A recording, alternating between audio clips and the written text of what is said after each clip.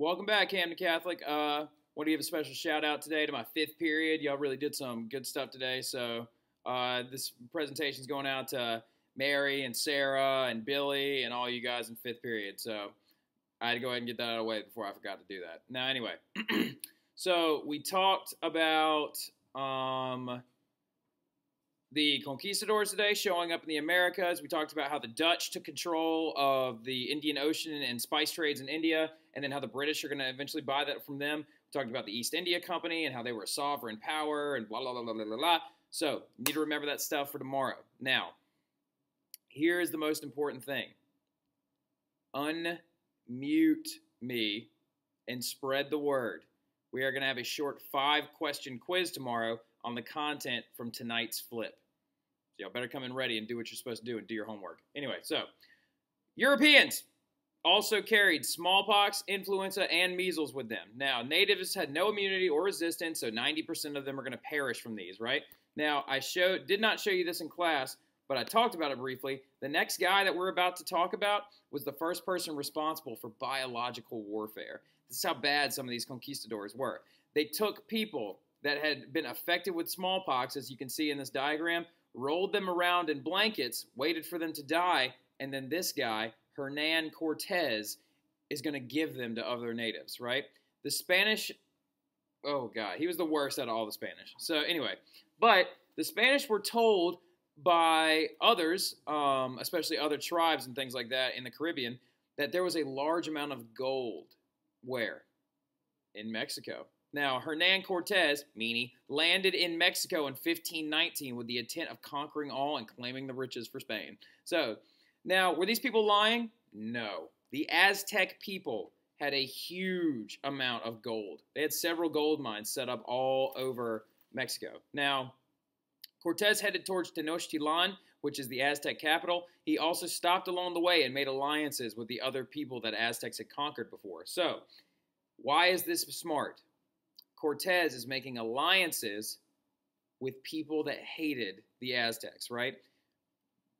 Excuse me, because Cortez didn't realize just how big this capital city was. Tenochtitlan had almost 1 million people in it, right? So it had a huge amount of people. Probably not 1 million, it was more like several 100,000.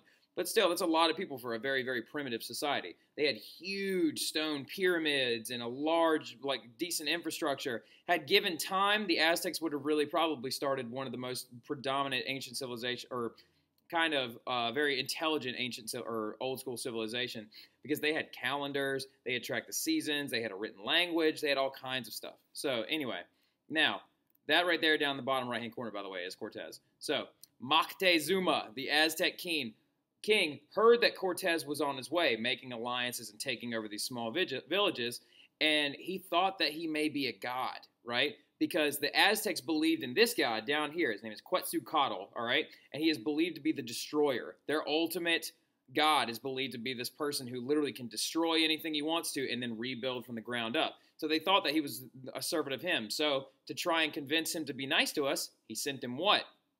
He sent him gifts to try and head him off, to make him want to go back home to where he was. Now, the message of please come no closer, right?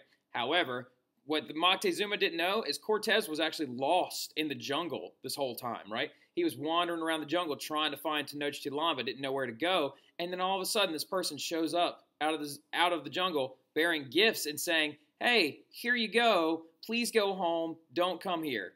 What do you think Cortez is going to do? He just followed him through the jungle all the way to the capital city, right? It's insane. But the person brought jaguar pelts and feathers and flowers and gold and all this other stuff. It made Cortez want to come even more, right? So when Cortez showed up, Moctezuma welcomed him. He's like, oh, hey, knew you were coming. Had a party planned for you and everything. So anyway, now, first thing the Spanish did was try to, of course, convert the Aztecs to what? Exactly. The Spanish were motivated by 3 things. God, gold, and glory, all right? God being a primary. They wanted everyone to be a Christian, just like they were. They're also very devoutly Catholic. The Aztecs resisted Cortez, took Moctezuma as a prisoner to try and gain control of his gold and treasure.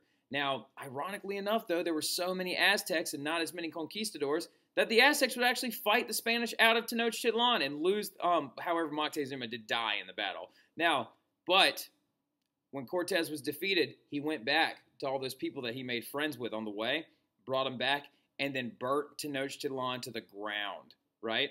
This was made possible, though, also because smallpox had recently killed most of the Aztecs. So the Spaniards are going to take over the Aztecs and destroy their civilization. This right here is a really good picture because, as you can see, this is the Spaniards tearing down idols of the Aztec gods and goddesses. And who right here is watching the whole thing happen? That's a monk right there, a Catholic Christian monk, right? So, very interesting person.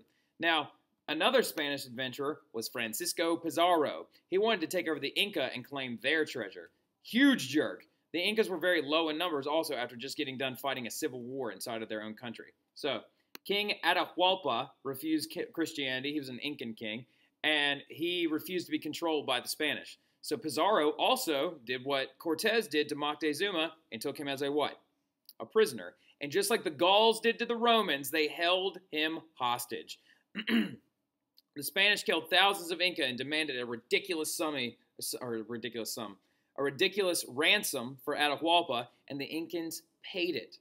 But the Spanish killed Atahualpa anyway, right? So, and they're going to destroy the Incan people, and especially in Machu Picchu, and actually take over a huge chunk of land.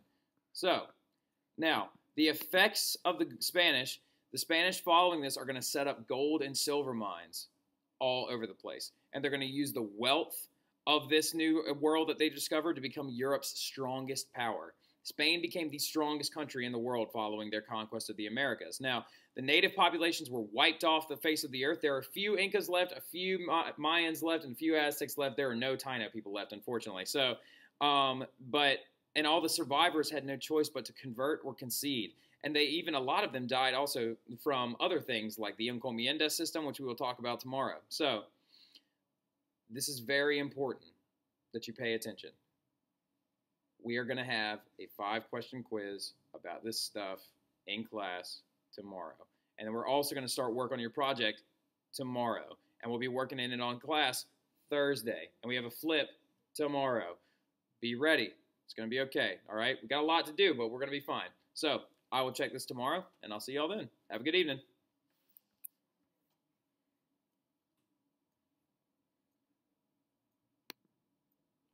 Oh, and by the way, shout out to Alexis Trainer.